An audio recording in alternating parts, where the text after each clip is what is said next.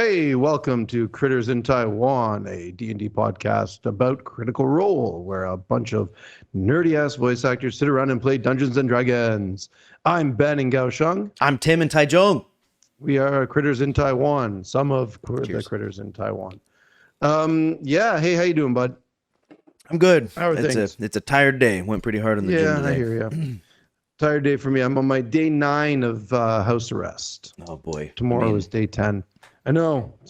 It's weird. Quarantine is odd. All this 3 years late to the prom thing that Taiwan's doing with COVID, like half of my classes are online, half of them are not. So yeah, the hybrid class they call them, eh? Yeah, instead of having one schedule, I have like tons, right. And I have to keep track of which classes have done what and all that shit. And we're trying to get ready for some stuff that's being postponed and can't. It's a fucking shit show. Fun. Yeah. Hey, so listen, we're talking about Critical Role here, not talking about COVID. Let's get into the nitty gritty.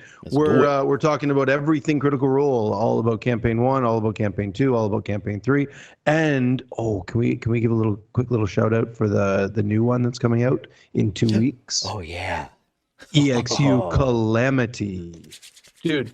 I'm very, very, very excited about it. When you got me excited about Brennan, that's his name, right? Brennan, yeah. Yeah, when you got me excited about him, like after the Elden Ring one shot, I was like, he was a big part of the show for me. I'm not going to say he stole the show, but he really did for a bit of it. It was amazing. He's fantastic, man. If you watch any Dimension 20 stuff, it's just it's top notch. That's the thing. When I get saturated with Critical Role, Dimension 20 is definitely where I'm going next because of with your endorsement and watching him on that one episode or two. Was it was a one shot, right? Yes. After watching that, and I've seen a couple of clips on, because YouTube has its little algorithm that is pretty good, and he's coming up, and I'm just like, sure, all this content now, like I'm not going to run out when I get saturated with Critical Role. Oh, dude. It's good. I mean, then we get, I'm very, very excited about it. So they're going to be going back. This was something I think I talked about in one of our earlier little shows here, talking about, or no, it might have even been before that. I think when we were sort of maybe brainstorming what campaign 3 was going to be all about, I said, I really hope it'd be really cool if they went back in time to before the calamity, and if they would go back and do some fun stuff. And I mean, I think I'm not the only one. I'm sure that there's a bunch of other people out there, but this will be a little 4-part miniseries starting on May 26th to June 30th, man. So that means we don't get campaign 3 for a month. Yeah, I know. That's weird. That's going to be real weird. Those poor people, like, are they overworked? That's my main concern. It's like, dude, take it easy. Although this is probably the most important thing they could do in their careers, Sure. But I'm sure they've got backlogs of work because of this show. It's just like everybody wants them for their video games. Dude. I get it, but it's like a whole month without it, I'm gonna forget everything. Yeah. Well, we got the EXU Calamity stuff to keep us busy, which is gonna be amazing. Oh man, I'm so stoked for it. All new characters. That's in the past. It's Calamity. It's got to be all new. It's like pre-Calamity. I have no idea what to expect. It's like campaign 3 starting all over again. It's Age of Arcana, man. This is going to be floating cities. This is Aor. Remember when the gods gave let them make magic, right? Yeah. This is when the gods walked the earth. Like this is before. This is pre-Divine Gate. This is Halas. Remember Halas? That dude. Yeah. That was back then. Around. Yeah. Fuck, he might show up even. Dude, who knows what Brennan's going to do? It'll be kind of all kinds of fun stuff. I'm excited about it.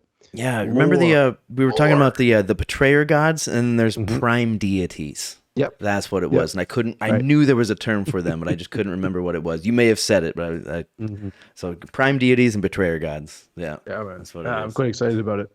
But anyway, let's talk about this episode. Should we tell everybody if you haven't figured it out yet? Spoilers, a little house cleaning. Spoilers.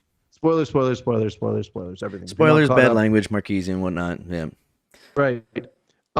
Hey, this is episode number 23, To the Skies. To the Skies makes sense. To the Skies. Yeah, because most of it was on the airship. So without further ado, shall we just jump right into this? Yeah, another little quick house cleaning for us. We are oh, using a oh. different Oh, yeah. calling thing because Zoom started saying, "Hey, you only got a few minutes left." If you paid attention to our last episode, and I just noticed Skype is now you were just hiccuping like mad. Oh no. Yeah, audio's coming through fine, but it was just a big old Little freeze frame. Yeah. So, any viewers right. right now, that's the reason. Perhaps that's the reason. Who knows? But bear with us. Also, I might be looking over here instead of over here when I'm looking at Ben because Ben's face is now here. Oh, so many adjustments. I know, and you're right there, but I'm up there, and then there's somebody else up there. I see me way over there, I don't know but what he's doing. Terrible quality over there, but it's all right. I'm just feeding from this thing here. It's a work in progress, but we we'll should figure be it fine. out eventually. You just got to hear our Hey man, beautiful eventually we'll get in voices. the same studio together, and we'll actually do this right. Hey, yeah, when 5 years later, when COVID changes, and yep. Yeah, rules and shit. Okay, Is it rolling time? All right. I got my rolling device. All right. Well, let's You do ready? this then. Let's do this. Yeah. Oh, that's God. not bad. 12. Damn. Is this just going to be a theme? Oh, did you get another one? Oh, yes. What the hell, All right. dude? All right. Two shows in a row where I start with a 1? Fuck. All right. Okay. Listen, let's just get right into this shit. I mean, this episode. We started late, so it might be a little short today. That's fine. This episode had a lot of everything. I feel like this episode is right about where this campaign is about to take off. It feels like interesting. campaign 1. They had a lot of problems in the beginning because they were getting used to the Geek and Sundry stuff, and then at about episode 25, in the mid-20s, is where the Briarwood arc started happening, and that the campaign 1, that's when it really started to take off. Mm-hmm. Campaign 2, you could argue that, like when they get into, say, when they're leaving Zadash, I think in those middle ones, and getting out onto the road and doing their fun stuff, that the Mighty Nine was just getting established. That was when I think right when Travis and Laura had their baby, and then the Ford and Jester get kidnapped, and Yasha, the three of them all get kidnapped. That's when they met the Iron Shepherds and all of that. And Molly dies and Caduceus comes in. That's in those 20s. I think we're at that point right now with campaign 3. I think we're right hitting that point where we're just about to see this campaign really take off. And on that note, this episode starts out with one of the funniest one-on-ones we've seen ever, with Chetney wandering in to get his revenge for being slighted or so I don't he even thinks. know, overcharged for chisels. Yeah. just the most mental thing. And okay, like without getting into all the details, right? So he sneaks out, he goes to the Prison Emporium, starts rolling that 20, and he's rolling a natural 20s, 19s, 17s. He's rolling all on the high end. The dice rolls ridiculous. But my thing is, my whole take on all of this was, it got dark at the end. And the episode or this little one-on-one with Travis and Matt and Chetney and let's see if I can get her name right, Tuyana Twana. You're probably the second best in the world at saying that name, probably at this point. I just heard it and I can't say it.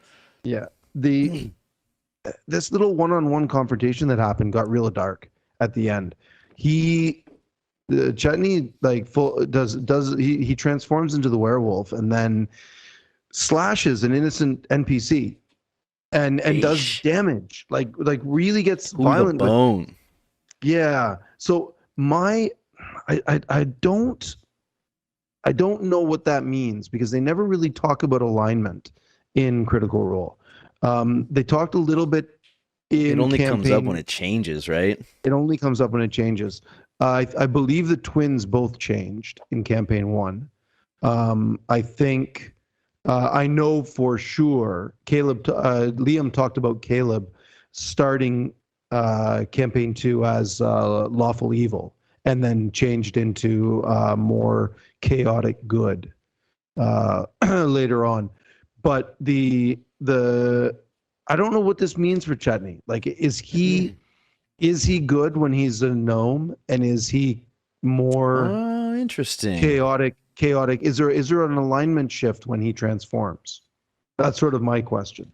I don't really know the answer to it. I'm just curious. What do you think? I wonder if that's something that you could roll into, you know? Like, I know that, like, for some games and some campaigns, you can actually roll into multiple personalities, you know? Sure. Where it's like, roll a percentile or something like that. If it's under 25, then you're, what is it, pacifist or something like that, Yep, where it's like any battle comes up, you don't want anything to do with it, and you'll stay away from it, only do damage if you have to. I wonder, my take on it is like he's leaning into that whole bloodlust thing, right? Where he when he's in combat and he goes, what's the mechanic? The mechanic is that when you drop under half hit points, you roll a d6 and then you attack, or you have a chance of attacking anybody nearby you, friend or foe. There's some threshold there, right? Yeah, I think it's like half what it hit was. points. It gets weird. So I wonder if he's sort of leaning into that part of it, and it's just like, fuck this. I'm just going to be slightly evil when I'm in werewolf form. It's a bold move. We'll see how it pays off. Yeah, something to keep the eye on, you know? I mean, when he's a gnome, you know, he kind of has to act like he's in society. He's only going to turn into a werewolf when he's allowed to be fucking, you know, off the chain a little bit, you know, or like super intimidating. So I don't know, like maybe he's always having those thoughts, but as a gnome, he's got to keep it under wraps, you know? So I don't know. I would say he's probably got the same alignment in both forms. I feel like there's a weird, because I think you're right. I think he's keeping it under wraps, but he's letting it out a little bit, and that's where the crotchetiness comes in. That's where the grumpy old man sort of thing comes in. It's like it burbles out a little bit. It percolates and comes out a bit. So that first making my way, you know, like I'm gonna start making my way, and then Sam's over there like making my way. Oh man, love it. And the second one, everybody got involved. Oh, it's good. Yes, and time. Yeah, yes, and what do you got? Directly on that. Nice. The dice, like you said, they were on Travis's side for that thing. The only one that he didn't succeed was the grapple attempt or whatever, you know. Because they're like, she runs away, and he's like, I grab her, and she rolled a 15, he rolled a 14. 14, it was one off, yeah. Yeah, and but not a huge one, but like, you know how I listen to these things either on the treadmill at work, so like I'm either looking away, like, but I have my screen right there, but it's really small, so looking away and looking at it is basically the same thing. Sure. When I was in the zone on that treadmill watching this episode, because it's right there in the beginning, I was watching an animation in my head, man. Like, it was so easy to have that all as a cartoon, and the dice rolls were on his side for the story. Yeah. Like, if he had failed any of those, he had 2 nat 20s. Yeah, you know, for I think the acrobatics to get down the chimney was one, right? And then the next one was stealth. Just on that note, the collective cast, when he said, "Is there a chimney?" They all just turned and looked at him like, "Oh, you fucker!" All of everyone at the table started cracking up on that one. It's pretty funny. The whole reaction from all of them through the whole thing, and then like when he was on his way out, so like you saw the good side of him, right? Because he slashed, and he's like, Matthew's like, she's a merchant. You know, yes. So you did some damage, you know, like whatever percentage of those hit points was for that swipe. It was like there's close. bone, she's bleeding, man. And he's like, shit, I don't think Travis knew. He was like, oh fuck, so I'm gonna cauterize it. He shrugged. He was like, eh. He did the whole shrug thing. Did he shrug? Fuck, I missed that. He did, because when Matt sort of questioned him, was like, "Are you doing damage here?" Yeah. And he shrugged. I think there was a little bit of there was a little bit of like, I'm gonna let you decide what actually happens here. And Matt was like, "Okay, well, you're gonna attack then," and that's what's gonna happen. So there was sort of a, let's see what happens here. Not necessarily super malicious, but you open the door. Yeah. And then he, you know, the cauterizing, you know, I guess that was a show of goodness, I suppose. The And through terrible the healer's screaming agony of cauterizing a wound to the bone. Oh. Like that doesn't. And then throws her the healer kit. Yeah, Just like he can't actually heal, but here, try this.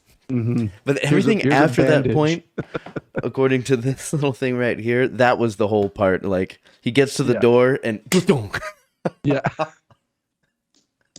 just it was such an easy image in my head, and then it was like, yes.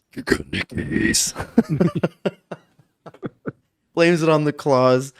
Gets the door open? What did he do? Use the key and got the door open? I don't remember. I was laughing too much. It was so silly. It was all fucking nonsense at that point. And the door was open, and he's like, yeah, and then he turns invisible and runs away. Oh, he went invisible when he went outside. Like as I go through the door, I turn invisible. Yeah. And but he was just like, and then took off. It was so good, dude. I was in stitches at that point. I know. Everybody was. It's hard to laugh on a treadmill when you're trying to keep your breath in a rhythm. What a weird way! What a weird way to start an episode. It was great though. It was so good. Yep. And him keeping track of those spires. That's like I still am not there yet, but I do have a bit of a point about that. Where'd I put my pencil? Nice. Okay. Yeah. There it is. Rolly time. Rolling again, yeah. All right. Oh shit! I just scratched my page up. I got some things to say. So let's. I got no more ones left in me. Of course not. Here we go. There's a middle of the road. Are you fucking me? Did you roll another one, dude? What in the fuck? Was it another one? It's another fucking one. What have you done to my die, dude? This thing used to roll very regularly up in the. Oh no. Okay, well, I'm gonna go to the. I mean, there's a big thing we gotta eventually talk about because the big cliffhanger, but we'll get there. It was in my mind that I was just gonna drop it right at the beginning, but nah, we'll get there. We'll get there. The Fern, as there. Okay, a lot to unpack here. The whole idea of giving Ashley responsibility for inventory makes me laugh. But the idea, the way they justify it's pretty good. Well, the idea, everybody should take a turn, right? Like when you're playing at a table like this that's playing multiple campaigns, everybody should take a turn at something. Whether it's like Travis was the accountant for the first. Travis had the bag of holding with all the gear in it. Laura had all the party money, and Fern is like now in charge of all the gear and stuff. So this is going to be real interesting to see what happens.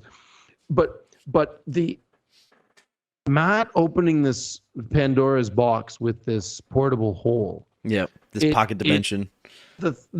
So were you paying attention to all of the mad science, all like the scientist stuff that they were playing with this thing? Like all these experiments, what if we do this and what if we do that and how about we do this thing? It's the whole idea of of trying to figure out what it reminded me of the absurdity of mixing a portable hole with a bag of holding. Right. You know what happens when you put a dimension in the dimension, right? You were talking about how that can be a broken game changer, right? Yeah, well, it can fuck everything up for sure. There's this funny design. Beast in there, it could be a terrace, and it still can die or something. There's some interdimension. It gets even weirder than that. There's this design for an arrow where you put at the front of the arrow, instead of an arrowhead, you put a portable hole. Right. And then at the midway in the shaft of the arrow, you put a bag of holding. Oh, and so when the arrow, you shoot the arrow at somebody, and when the hole hits them, the bag of holding collapses on top of the portable hole, and then everything in a 10-foot radius goes to the astral plane. That's just some top level D&D right there. Like, what can I get out of this? And that's the point, because Matt, I actually wrote this down. So as Matt's fielding all of these questions from these guys, he says this: there are few things more D&D than finding out how many ways you can abuse the specifics of a magical item's utility. Yep. It just. I love how accepting he is of it, and encouraging even. Absolutely. Just let's how much fun can we have with magic? because we've got these magical items. What can they do?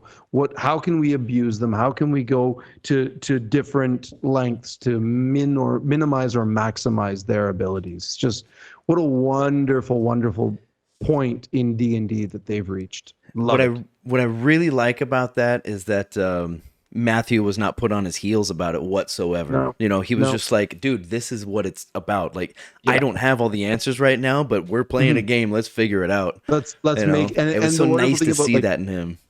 It's not even. I mean, you can say about, well, it's all homebrew, so they can do whatever they want. It's not even about that. It's just D&D. Like, let's just here's a bunch of things. Let's say what they are, and then we'll go from there, and we'll have fun with it. Not every single. I sort of was thinking about it sort of existentially. If they find another portable hole in this campaign, it might be completely different. It might be a completely different room. Not every portable hole, not every place like pocket dimension like that has to be the same. It can be different. They can make things up. And there's also retcon, Right. There's been tons of retcon. And there's also, we'll just say that this happened and this happened, and we're good. Everything's the same. And let's go from there and let's move on. Let's remember. Exactly. It's a game. Let's have fun with it. Yeah. Page 4 is going to come. That's mine. Yeah. That's what I got. And just one more little thing on that. Sure. It made me giggle so much as Sam and FCG and let's be honest with this. Sam and Orem and Laura, they're all sort of Sam and Liam and I'm getting all their names mixed up. The players start experimenting. Well, what happens if we go inside and hold your breath? Can you use your telepathic ability? Can you talk about it? That's right. As they're doing it? And then Ashley over in the corner of off to the sides just starts reading the items abilities off of D&D Beyond. Like she's just reading it verbatim. Well, if you stand in there you have 10 minutes worth of air before you then begin to suffocate. Right. And I'm just sitting there looking at it like, this is adorable. Like it just is just super cute. Like we're just going to read what it says. Yeah, they could have done that in the beginning, but they no one thought of it. Technically, they did because FCG did identify it, which gives you all of the ability. If you cast Identify on it, it gives you all the abilities. Right. So okay. They did. They were just at this point just trying to have some fun with it. And Ashley's like, oh, by the way, if you do this, it's like this, and if you fold it, it's like this, and it just made me laugh. It's also kind of a flippy of a switchy there is like when Ashley's the one that comes up with all the facts, and it's like, well, Ashley, done. She's normally the chaos monkey, and the rest of them are like, whoa, hold on. Exactly. Take a step back here. That's a little refreshing to see that. And then also, didn't they say that at one point No, they discussed it. I don't remember what they said, though. Like, you have the hole there. You can't see them if you look in, but you can see them if you look out. And they were trying to say, like, if there's a hole, you can, maybe the air comes in and comes out. And I think Matthew kind of left it up in the air. It's like, well, you can certainly try. If it's folded, you have 10 minutes of air. It says this in the actual item description. Okay. If it's open, it's supposed to be a hole. See, the idea, the idea of them not being able to see in or out is new. That's their interpretation of it. That doesn't actually say that in the description. Okay. Sure, I don't know. I don't have D&D Beyond. I'm not totally sure. I could look it up, but nah, not gonna. All right, you're up. What do you got? I want to say this, because I finished going back through campaign 1. I feel like probably for my last time, because I've seen it now. It's my third and probably final time going through. It's always gonna have a nice place in my heart. And after that, I was like, should I start with campaign 2 and go through that again? I'm like, that sounds like that's a lot of time, and it's still pretty fresh in my mind. I have a good idea on it. Sure. So what I did instead was I started on campaign 3, just from where it was up until now. And I'm up to episode 4 at the moment. And I'm retaining so much more information this time through. Nice. Like, I watch the new episode on Friday. I get on the treadmill and then I do the workout, and that's not enough time for, I don't go to the gym for 4 hours. Then I get home and, if I really want to finish the episode, I go to the balcony, I have my beers and have my smokes. And then at some point I usually want to go out, and see some folks. These days with the COVID, I don't do that as much, but you get the itch. Mhm. So I'll basically watch it all the way through once, and then I'll kind of watch a bit more before we do this just to refresh my memory on the episode, right? Okay. So I Okay. still count my second time through. I still count it as my second time through is what I'm Okay. doing. Sure. Yeah, that tracks. I get it. Yep. Yeah. Even though like some of the episodes I've seen them twice, but here's the difference, man. When I was like in university, like you got to take your notes. You know, I'm studying physics, cosmology, Hmm. astronomy, Hmm. astrology, you know, and mathematics and all that shit. You Hmm. see people back there just like constantly. Sure. Sure. I was never that person. Because I felt like if I would write down the equations and shit, you know, because you need that for your homework and whatnot. Hmm. But if you're sitting there writing everything down, then you're not really listening to what they're saying, you know, like connecting these concepts Yeah. and stuff like that. And I'm not writing down names. I'm not trying to remember them. But my first time through the episodes, I'm everything's new, so I'm trying to be as spongy as possible to try to absorb everything, Sure. and it Sure. has the opposite effect, as you might notice. You know, it's like I'm hearing some things and not hearing others, and I'm just Right. like, Right. sorry, I didn't understand that whole 30 minutes. Like I was still focusing on this. But the second time through, what I'm just gonna call it my second time through, Sure. Sure. I feel like I'm finally relaxing You're and letting retaining. the You're information retaining. just settle up Right. in here. And I'm just Nice. getting Nice. so much more. And it's so nice to see Nice. Robbie again too, you know, Yeah. because he was so great in there. But yeah, I'm really really enjoying it this second time through because I get to Awesome. relax and I get to walk and I've Awesome. already done my rewinding and stuff. It's so Yeah, nice. I'm It's just so I'm nice. I'm right there with you. Like when usually that second time that I go through and watch it, the same thing. I get a little bit more. I'm like, oh, that's right. This happened and that interaction, whatever. I'm not there yet. I won't get to the. I'm not going to do a second rewatch of the. I won't do a rewatch of this for a while. I'm going to let it. I'm going to really take some time, like maybe 50. Episode At 50 is 50, like, then yeah. start it I over mean, again. at that point, I might go back and do it. Or well, who knows? Who knows? We'll see. There's a lot of good shit. That first There is. episode, I forgot how good it was, man. Yeah, it's super It good. was too It's super. new for me to realize how good it was. I was sitting on that damn couch right Hmm. behind you. I'm Hmm. like Hmm. trying to absorb everything. We had two brains there just trying to Yeah, absorb shit. And like we yeah, had the man. pause That's right. button, you know, the back button, all Yep. that. We did that a Hmm. Hmm. ton. That was the whole, you know, like pussy came up in that first episode, you know. I didn't realize that was the first episode. Yeah. That was such Yep. a stunning moment for everybody at the Yeah. table.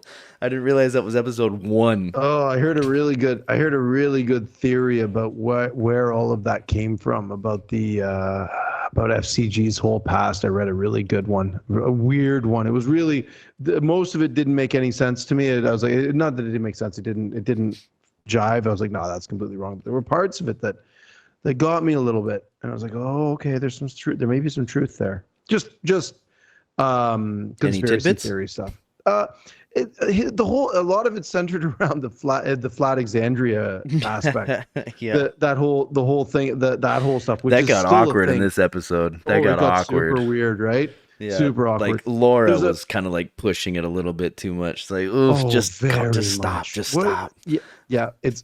I mean, but there was this guy had a really interesting theory on where it comes from, and I mean, it's hard to know if Sam being the king of trolls, if he's just trolling, if he's really just being a troll with it all, and just be like, hey, well, this would be kind of fun to do, so I'm just gonna roll with it and have it at. He's playing the But role. He yeah, it's knows what was there when he was created, you know? that's right. So he doesn't have So opinions the about it. It's just what's in his head, you know? this theory goes that there's likely, we don't know this for sure, but Dancer, their creator, may have It's he, found they, so some. he is okay. Yeah, that's true. The FCG's creator, Dancer, she possibly found some bits of Aor automatons, and that's where she created FCG and Pussy and Apple Pie and Oatmeal, Oatmeal. Yeah, whatever their names were. oatmeal, apple pie, pussy, and fresh cut grass. And fresh cut grass. That's right. And so because they may have, or him alone, maybe we don't really know, has this consciousness, this pseudo soul, whatever we want to call it. Where did that come from? it's possible that it came from Aor. And this theory goes, um, because Aor was a floating city, then the consciousness that he would have, the bit that he retains, is that his world had an edge.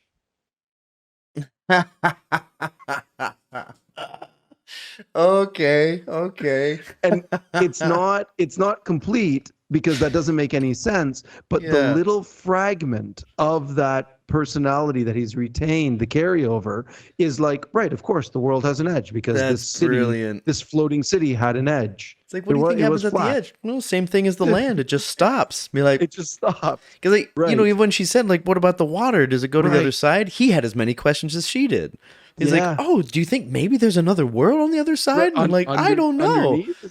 Yeah, like he doesn't have answers. He just has. Right. So this idea that there's this fragment of this sliver of this personality from an Aor automaton is sort of an what are they called? Aoratons, whatever they're. Fuck, I don't remember. Whatever they call them. If you remember, get in touch down here and let us know.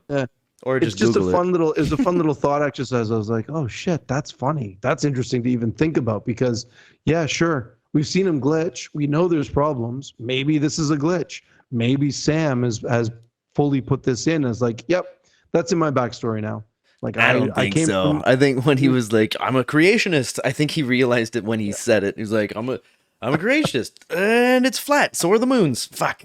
Right. We're so lucky that they're facing us, aren't we? Yeah. I think that was actually Liam that said that, wasn't it? Yeah, maybe. So I don't know if that's canon or canonical. Yeah. Anyway, yeah, it's good fun though. But man, it got fucking this episode. It gets super awkward. Hey, let's do some rollies. All right, let's do some rollies. I'm gonna win this one, of course. All right, sure. God Lord. 14. Yeah, what'd you get? I got 5. Oh boy. All right. I'm just gonna sit back here and enjoy the show. Yeah, so much to talk about. I don't even know where to go here. Let's go to the combat. I mean, after the break, you know, my favorite part in Critical Role is well, actually, pretty much all D&D is combat. That's when I get to kind of relax and sit back and just like, all right, let's just let it go. I don't pay a whole lot of attention. I love it. I'm always paying attention. There was a lot going on here. So a bunch of the stuff that started happening in this combat, I started realizing I'd missed something. And I sort of paused, and I when I watched it Friday, I was like, just let it go, because I just let everything wash over me, and I just do whatever. But on yesterday, when I was like fully paying attention and taking notes and actually like, wait a minute, I pause and I go and I listen and I go back and I'm like, okay, wait, what was that? I realized at that point that I had missed something, and I went back and I looked it up, and I don't know how I missed it, but they're level 6 right now. Yeah, I think last week I said they were level 5, and I may have made, or maybe I didn't. I don't know. Whatever it is, they're level 6 right now, and something we did talk about was the multi-classing. 100%. Chetney and Fern took the level in Rogue last level. That was they both corroborated with this episode. Yep. Yes. So they both took the level in Rogue, but a couple of 3 really, really interesting things happened. I wrote them down. So where are they here? Just bear with me here for a quick second. Okay, so I've got it all here. We've got Ashton Barbarian 6, Fern Druid 5 Rogue 1, FCG Cleric 6, Imogen Sorcerer 6, Laudna Sorcerer 4 Warlock 2, Orem Fighter 6, Chetney Bloodhunter 5 Rogue 1. So I love saying Rogue One. So I was wondering why. I was like, wait, why does that sound so familiar? So here's a couple of the just off the top ones that don't really matter.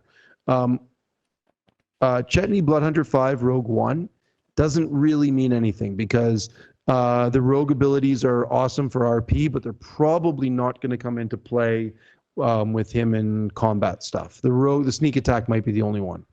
Well, the beginning of the episode. Yeah, well, that's what I'm saying. So for RP, for the RP stuff, like as he's running around and doing his sneaky it was sneaky like stuff. Pseudo combat. Okay, sure. Yeah, sure. Yep. I mean, I don't know what the yeah, bonuses are though, but I mean, I think it was Marisha that said like that's why he did it, or maybe it was Laura. I don't yes, remember. yeah. Like that's One why he of them took did. that fucking Yes, because he gets expertise and proficiency in a bunch of stuff. right. Orem at Fighter 6, at level 6, he chose a feat, which is really cool. Ooh, tell me The about it. the observant feat. So the only reason I know this is because they were talking about his ridiculous passive perception, and He made so it worse. observant. Vax had this as well. It's +1 to wisdom. They can read lips, and then they get +5 to passive perception and investigation. Wait, So Vex he could is a read lips. fucking. Vax couldn't. He could later on. Oh, he could. Okay. Yeah, he took observant way late. And so yeah, it's just whatever. Um, Laudna took her level in Warlock, and that gave her, and she took the charisma bump, which just Got the jumped up her. perfect warlock. Her Sorry. that's right. um, the Ashton took his this homebrew. Actually, I'll just go with Fern first. Fern, Druid 5, Rogue 1. She took her level in Rogue. So fucking weird. That's super weird. A Druid Rogue is one of the weirdest multi-classes ever. But Ashton taking that level in Barbarian, because it's the homebrew, we learned the fourth Chaos Burst. We learned the what it was, and it was space. And because we had never seen that one before. And suddenly he has portals that he can open up and attack. Did you miss this in the combat? I must have. I was sitting back just kind of listening and enjoying. So he rolled the D4 and space came up, and that means we'd never seen this one before. Oh, this is so cool. So these Skirath hunters are flying. So how does it remember all the problems that Grog and Yasha had as barbarians with attacking flying creatures? Stuck to the floor. So it's virtually impossible. You're fucked. You can't do anything. That big dude handed that fucking carpet. What are you gonna do? Yeah, exactly. Grog had the throwing axe with the hammer or whatever it was with the chain of returning. Yeah, makes a huge big deal. But Yasha didn't have that, and Ashton clearly doesn't have it either. So here is where it gets fucking amazing. He gets space, and as he's describing it, you need to go back and watch how it's being described.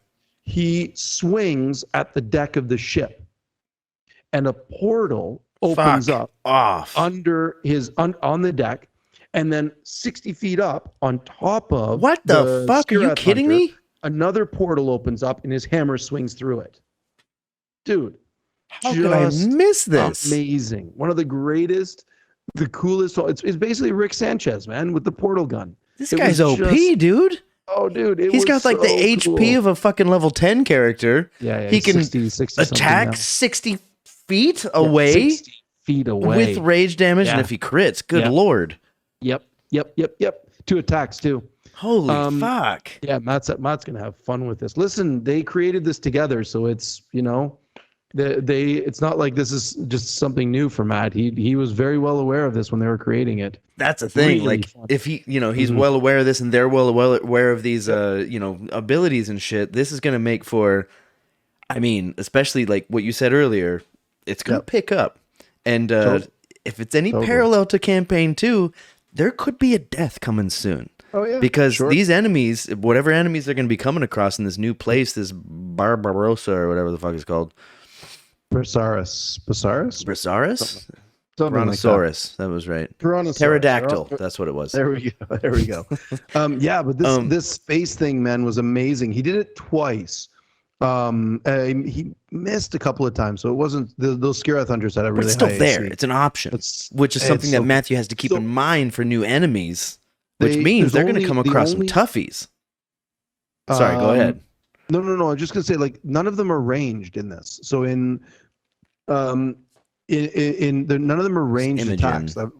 Yeah, with spells, of course, but actual ranged attacks, none of them. FCG is the only one. He has his little grappling hook thing. It's the only one. So it's not really that that big of a concern. They don't have an archer. None of them have any bows. I mean, remember campaign 1, it was all Vex with her ranger abilities, massive amounts of damage.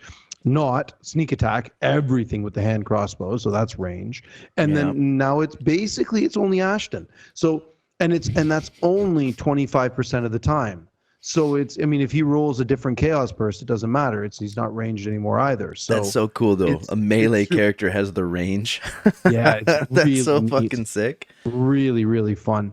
That was really cool to see. I was like, that's a brand new ability. I can't wait to see that again. Before. I got to put that on top of my list. Watch it. Oh, dude, it's incredible. then on my list of new abilities, we didn't see a single thing from FCG. Not one. Not a single new ability from him. He cast a couple of spells. He did a couple of little things, but there was he got something. There's a new domain ability that he gets at level 6. We didn't see it. Didn't come up, eh? It didn't come up. He never used it. I have a little note about it later, right at the very, very end of the episode, when he's talking about, I have a feeling this is what it is, and but it didn't come into play when he's talking about bringing Laudna into Imogen's dreams. Right. I have a feeling. Okay. That the empathy cleric class has something very, very, very serious, but it's situational. And Sam's got to find the right place to put it in. No, it's not creepy. Definitely not creepy. When you say it 3-4 times, certainly not creepy. Yep. And then I'm saving the weirdest for last, which is Imogen. The level 6 for a sorcerer is fucking crazy. They get psionic sorcery and psychic defense. I didn't realize what psionic sorcery actually is. I think that's when the masseuse massages your left butt cheek and it feels amazing. It is. This one will blow your mind. You remember how how my spells ass cheek. Yes. Blow my. No. Let's move past that. Careful. Secret time. So how spells have like verbal, somatic, and material components? Yeah. Psionic sorcery, they get to ignore that. What? Yeah. Come on. Yeah. They get to use sorcery points to cast spells in their mind without that really works with the telepathy thing. Fuck. Yeah, it's really neat. That's gonna be big. Well, remember it took me a long time to figure this out. And I'm still not 100% sure on it, but it's the only thing that makes sense to me. Remember when she cast Fly? Yeah. To go rescue Orem, and she was like, I don't know where that came from. I have no idea. So for Fly is VSM. It's all 3. Yeah. You have to, it's verbal, it's somatic, and it's material. You need a feather.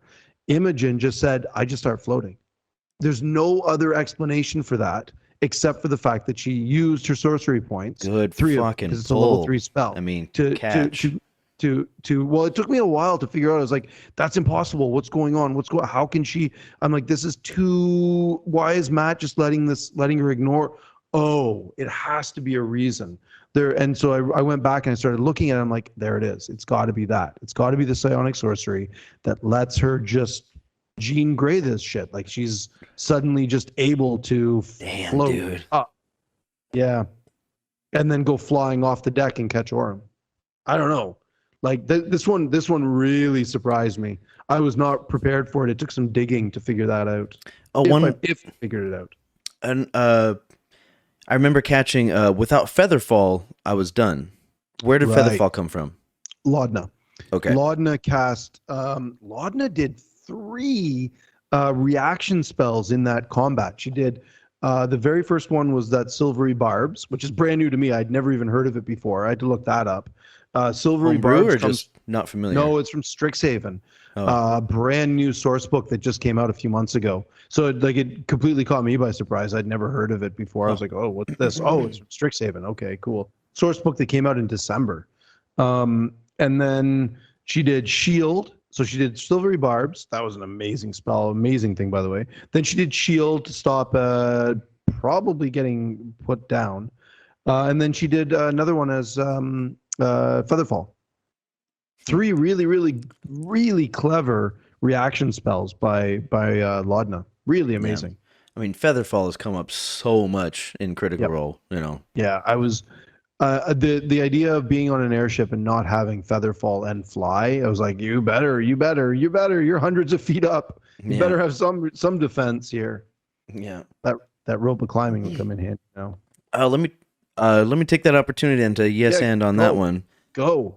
I've Um, talked enough. I talked a lot there. Airships. Oh, it was fucking awesome though. Very good information. I'm so glad we Yeah, had this I conversation. learned a lot. Good Lord, I have to watch that again before the next in the sequence.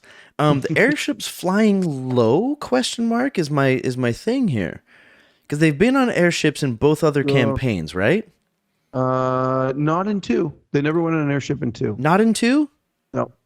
Okay, They talked about them. They never went on them. in the first one they did, but it wasn't super important because at higher levels they just had transport via plants, in the right? early levels. Remember, even in the animated series, when they went to find out where Brimscythe was, they took an airship there. I felt like there was a bit of an information disconnect, or maybe it was just something that I missed. But the elevation of this thing, he said like 200, 300 feet in the air. Yeah. And then he was also like, well, these things, these stones, what are they called? The blue things. Brimstone. Brum? Brim. Broom. BRUM. Right. Okay. Like they are magical and they keep you there, but they also have these, it's like a fucking sailboat up there. Yes. You are subject to weather. Yes. I don't think that came up in the first campaign. No, I don't think it did either. They were just like, it's an airship. Go ahead. I think it was more like that. As they were fleshing, as they sort of were like, yeah, it's an airship. Just go. So it wasn't quite a complete thought quite yet. Yeah, I think they've sort of figured it out. Matt sort of figured it out a bit more, and they've fleshed out more of the details. He did talk about how they cannot go up really high. They just can't. They did say that the winds are too strong, and these airships will just get destroyed if they get up too high. Well, in this episode, they said that. Are you saying they also said that before? No. They've just started saying that. They talked about it a couple of episodes ago, and then they've talked about more about it in this one. Yeah. Right. Okay. Yeah, because I got the impression just from like the first campaign, and I guess not the second campaign, that they were up there. I'm thinking like Final Fantasy. Just like they're fucking up in the sky. Wow. And then when he says like, there was also a science part that I'm not well versed on, being a scientist and all, where it's like, the higher up you get, more this wind turbulence, and I was like, hold on a second. I thought the turbulence went down when you got to a certain height, but we're talking like 30,000 feet. We're talking like 25,000 plus up. Like that's where the turbulence stops, because you're into jet stream territory. You're getting a thinner atmosphere kind of realm. Yeah. So like, but also I'm thinking I'm not going to Google it or anything. I'm just going to keep it in my head. Like, well, 300 feet versus 500 feet. Like, is there really that much turbulence up there? Is there not much of a difference? Or am I just going to let it go? Exandria. You're talking about Earth physics versus Exandria physics. Are you saying there's magic in this world? You don't know, man. You don't know. Yeah, that was just a quick little one there that I had. Yeah, it had me thinking a little bit. They didn't do any airships in campaign 2? No, they talked about it. They did. They never did. They did all regular, actual sailboats. Did they encounter any? Don't think so. See any or come across any at any? I don't think they did they? No, Fuck, I kind of feel like not they did. That I remember. Maybe it's just fresh in my mind because I just watched campaign 1. Yeah, it's possible. All right, we're up to rollies, bud. Sure, I'm gonna win this one. Check it out. All right. Here we go. With a natural. What do you got there? 2? The Jesus, fuck man. is going on here? 1152. I rolled a 6. I thought you were going to get me for sure on that one. All right. Oh, for fuck's sake. All right. I mean, we got to have one more after this. I got to get something after this. Sure. Go for it, man. This is turning into a lecture. It's just, hey, Ben, what do you got? I'll respond maybe. Without getting into the last stuff, I'm just going to throw another one out there. I talked a little bit about this. No, I'm going to do this one instead. I talked about this reaction thing where Laudna did her 3 reactions, and right at the very end, I actually did a timestamp on this because I thought it was kind of important. Laudna does her attack. I think she twins a spell. She does no, she quickens a spell. Quickens, yeah. She casts something, I don't remember what, Bane, I think maybe. She does Bane, and then she casts Eldritch Blast. She quickens Eldritch Blast. At the end of it, she walks back. She's like, I go back and I duck into the doorway on the main deck. As Orem gets knocked overboard by the thing, and he goes flying over. Laudna goes. It is at 3 hours 27:27. Look at this guy bookkeeping. Yeah. Laudna wants to cast. That's what I wrote down. Laudna wants to cast Featherfall on Orem as he gets knocked overboard. Matt asks her to make a perception check because she can't totally see him as he gets flung over the edge. And then he says, what I thought was just a really, really beautiful thing. I'm letting the dice decide. We don't hear it enough in this anymore. And I think it's one of those things where at the core of the game, this dice becomes so important for letting anything that is in doubt happen. And I think it's just one of those things where, are you really perceptive enough to be able to see somebody get out of the corner of your eye, get flung overboard, in a matter of seconds, fractions of seconds, to actually be able to cast a reaction spell, especially because she said she's ducking in behind the door and sort of going and hiding away from things. It makes it even a little bit more difficult. She did roll very high, and that makes it. I don't know. I'd love to know. I'd love to be able to pick Matt's brain and know what he sets these DCs at, because it's that I think when they change, really, or how, what makes them change. When they change, what makes them change. It's like I can see it. I want to learn how to do that, because and I think a lot of that just comes from experience. Probably. It comes off as arbitrary, so right? Yeah. But it isn't. It isn't. It can't be. He knows. Yeah, he knows. He's got it. This had a DC of 30, so there's a reason you didn't open it. 100%, and that's one of those trust things, right? That the players at the table have to really trust the DM to make those decisions. I wrote it down. I really am a doctor. Yeah. Yeah, that's all. That's my point. I think it's just a really, really important thing that we need to see more of. That kind of shit's really important, when you're watching this shit. Like, I've been expressing my doubts a little bit. I was like, oh God, did they blow their load too early? Like, are they out of ideas? Fuck no, man. That shit's gone. It's like, to see little things like that, you're like, that blanket just got warmer, You're like, okay, I'm still in good hands, Sure. Like, and that trust is right back, Yep. It's like when you're dating somebody and things are a little rocky, but then she surprises you with a little note in your bag. It's like, oh, things are still nice. All right, I'll watch the next episode. Right. Well, you also see like as they start to play with these characters more and more and more, you see these weird little roles that start to get carved out. They start like I would never have thought that Laudna would become sort of a buff debuff character. And that's sort of what she showed in this one, is like, I'm going to cast Bane, and I'm going to do Featherfall, and I'm going to do like these different things that are that Silvery Barb spell, which completely protected Imogen and gave it's a buff debuff in itself. Like, she debuffs the enemy by giving him disadvantage on the attack roll, and buffs Ashton's hammer by giving him advantage on his next attack. There's a lot of that going on here. Yeah, with these characters. It's so cool. Like, would you have ever thought that Laudna would be that Caduceus type of character? Yeah. But not a chance, man. Like, it's just a very odd role that she slipped into it, and really cool, really, really cool. Interesting to see.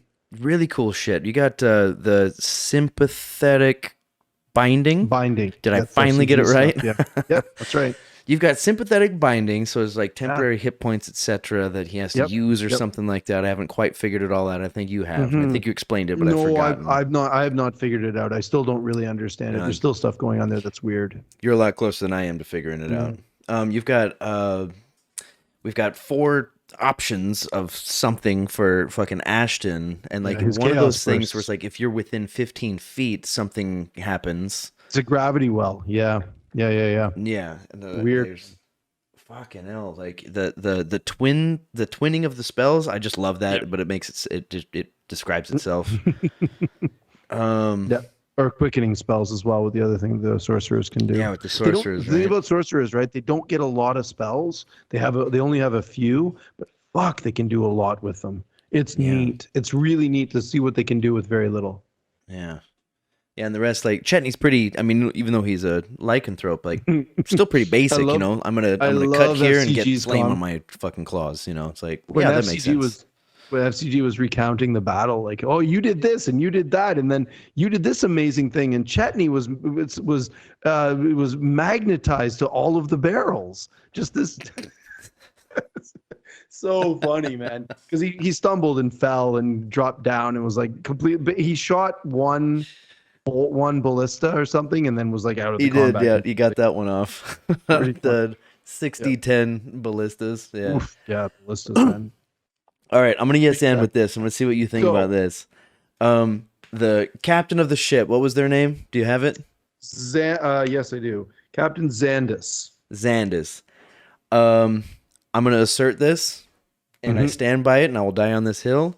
Okay. That character was directly influenced by Brennan in the one shot.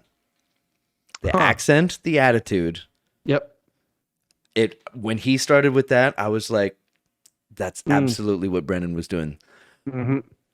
There, I love it. I love what you're doing, but there's a You're gonna there kill is me a on big- this hill. yeah, because they did talk about this. Come on. That character comes from this is a weird one. I went down a really, really deep rabbit hole on this one, and it got really weird because they dropped a ton of clues, and I picked them all up and I put them together in this weird rabbit hole. Here we It comes from Sam, as they met Captain Xandis. He starts talking. Sam instantly looked up and said, "Hi, Mark." Yeah, who's that?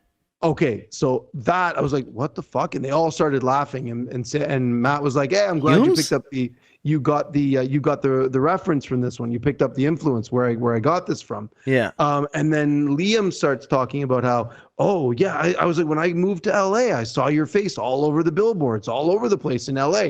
There you are again, and there you are again, and there you are again. It's Tommy Wiseau. He was okay. So this rabbit hole that I went down it's so weird, man. It's so weird. It's from a movie. We're almost up to an hour. Don't be too long. Oh, okay. It's from a movie. I wrote this down. It's from a movie called The Room, which was made in 2003. I watched some clips of this movie. It is widely regarded as one of the worst movies ever made. Is this that Ever. Wizzo person? And tons of memes about this fucking person that had money and they put it in this shitty ass movie. Exactly. Like Tommy That's Wizzo exactly or it. Rizzo or Tommy whatever. Wiseau. Yes. Yeah. Yes. So he had a ton of money and he paid for this to make this movie. He couldn't find anybody to make it. So he paid for it. And then he paid for the billboards with his face on it to stay up in California, thousands and thousands and thousands of dollars. 5 years he paid to have these billboards stay up in LA. Yeah. So That's this the is movie. That's the guy. So I'm not going that's to watch the guy. movie.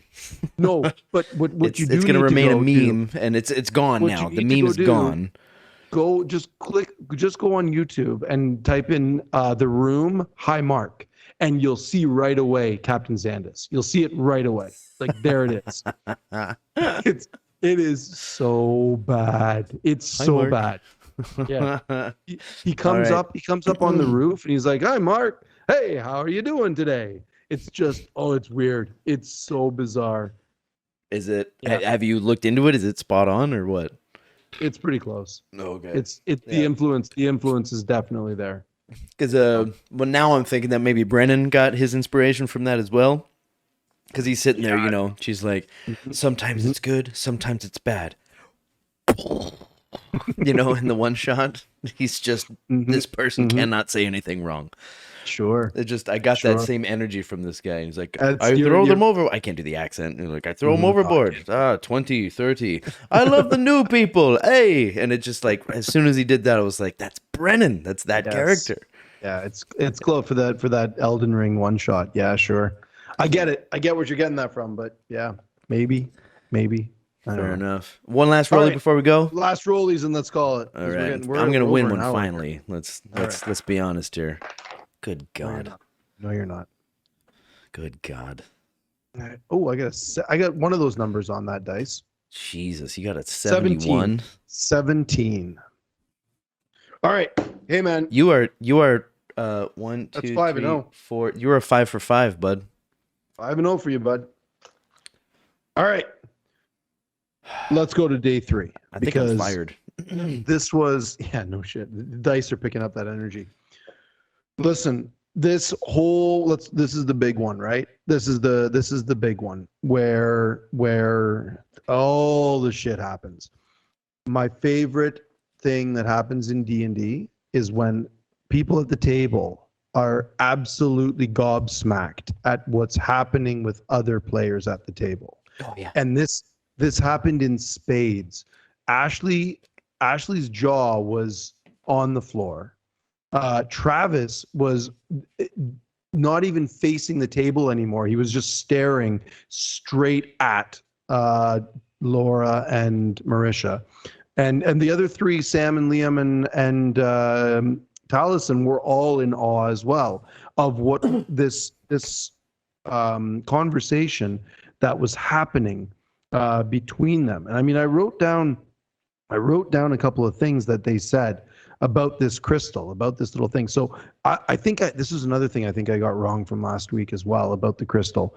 It was not the thing that the rabbit had. I think I said that last week, and that was wrong. Okay. This was I had to look this up because I was like, where the fuck, what is going on here? So I looked this up yesterday actually. It's the shard of Gnarl Rock. That was a mythological stone. Rings a bell. That from the Fey realm, and it's a huge big stone that corrupts everything around it. All living things, all life around it gets corrupted and twisted. And this is a shard of it that they got from the Shade Mother in Dressar in the Lantern Spire when they went down underground and fought the Shade Mother. Right. Down there with the big ass worm thing. Right. Imogen pulled it out of a piece of something. She pulled it out and then Misty stepped away, and then she kept it. And so she's got this little piece of crystal, purple crystal. And they start talking about how it feels. It's like I've still got the crystal, has the feeling of it changed. It makes me feel safe, but I don't think that's healthy. We don't really know what it does. I mean, it changed her blue. Right, it had the Fey magic to it, so it did some weird stuff to it. And it does give her a little bit of a bonus, but she's not able to let go of it. She had to have it with her. So and Matt says that he's like, yeah, he says it very matter of factly. It's like, but you feel very calm with it, right? He said that like straight up, right? Yep. And it's clearly it's got some weird curse to it, right? So it's got this weird little thing. Yeah, it turned her blue. That was a curse. Yeah. This whole idea of Delilah coming in and taking over Laudna to destroy this crystal and take it away from Imogen and because she's not taking it away from Laudna, she's taking it away from Imogen. There is something there. And I've read a couple of weird little theories about that don't really hold water to me, but people do. It was getting brought up. Actually, this is one of those occasions where I opened up chat for the live stream and was like looking at what people were saying. That, man. But they were echoing it too, and then stuff that I've read on Reddit about how Delilah actually doesn't care about Laudna. Delilah wants Imogen because Imogen is more powerful, and there is a game that she's playing to get to where Imogen is going with whatever Rudis and the storm and all of this stuff that's leading somewhere that Delilah wants a piece of, getting there through Laudna. Yeah, well, I mean, think of it pretty basically, the number of things, people, whatever you want to call them, that Delilah brought up from the dead. Yeah. She doesn't give a fuck about any of those. There might be a couple of special ones, like the Dark Knight, her fucking husband or whatever the fuck. I don't know if they're married. And then Laudna, something must have been special about her, but she doesn't give a shit about it. I just raise you up, you do this. If you die, whatever. We'll move on to the next one. She doesn't give a fuck about her. It's Delilah. Of course she doesn't give a fuck. Nope. I mean, just as a base raising undead, like, they're expendable. Totally. Sure. And I mean, he clearly treats Laudna as undead, even though she's pseudo undead. She's like a hollow or something. You had a term for it. Hollow one. Hollow one, yeah. Her line, I wrote this down. Don't worry, I've taken care of it, and thank you. Like that. Right at the very end of the episode, it's just like, what the fuck? What does that mean? I mean, even Marisha Laudna running up to the front of the bow of the ship and screaming, "What did you do?" Yeah. Like what did she do? What did she do? What is that? Mm-hmm. Oh. And then the you can see Ashley like rubbing her arms, the goosebumps that she's getting, and freaking out. And Travis just going woo, woo. All of it that's happening, just whoa, stunning. It's good. It's good. It's about to all kick. of that happened. All of that happened in their minds. They did that entire conversation telepathically. Oh, that's right. That's right. Yeah. It's kind of hard to remember that sometimes, Yeah. It's very new for me. Like, this is the first time I've seen telepathy in a game, Yeah, sure. It's going to be really... Well, we saw it a little bit with the Mind Flayers in Campaign 1, the Illithids. Sure, they did a bit of that, but... As far as one of the characters, yeah. No. This is new. Fuck. Yeah, I'm going to have to watch that combat again. I really want to see that teleported fucking attack. I can't believe I missed that. The space rage.